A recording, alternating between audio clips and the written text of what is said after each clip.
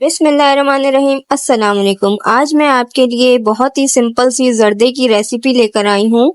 तो चलिए अपनी रेसिपी को स्टार्ट करते हैं। यहाँ मैंने एक पतीली में पानी ले लिया है और अब मैं इसमें 1/4 टीस्पून जर्दे का रंग शामिल करूंगी और इसको मिक्स करूंगी। अच्छी तरह से मिक्स करने के बाद मैं यहाँ पर शामिल करूंगी 4 से 5 हरी इलायची। अब मैं पानी के उबलने का इंतजार करूंगी।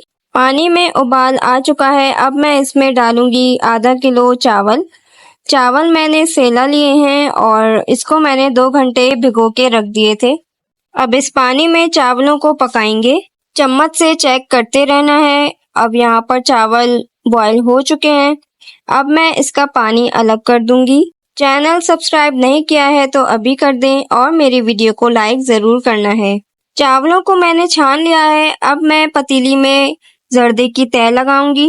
तह के लिए थोड़े से चावल डाले हैं मैंने। अब मैं इस पे चीनी की तह लगाऊंगी। चीनी मैंने 2 सालन वाले चम्मच भर के ली है। इसके बाद मैं इसमें घी डालूंगी। घी मैंने 2 सालन के चमचे भर के लिए हैं। एक तह कंप्लीट हो चुकी है। अब इसी तरह दूसरी तह भी लगा लेंगे। तह लग चुकी है। अब मैंने इसे चूल्हे पे चढ़ा दिया है। चूल्हे की आंच को मीडियम टू हाई रखना है क्योंकि चीनी और घी दोनों ही पिघलेंगे।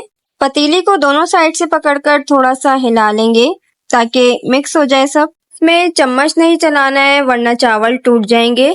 अब चीनी घुलने के बाद अपना पानी छोड़ेगी तो पानी को हमने खुश्क कर लेना है और इसे तब तक पकाना है जब तक पानी नहीं खुश्क हो जाता।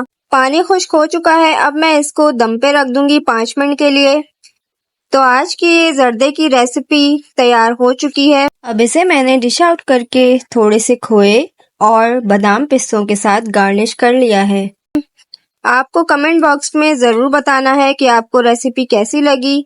अगली किसी नई रेसिपी तक के लिए अल्लाह हाफिज।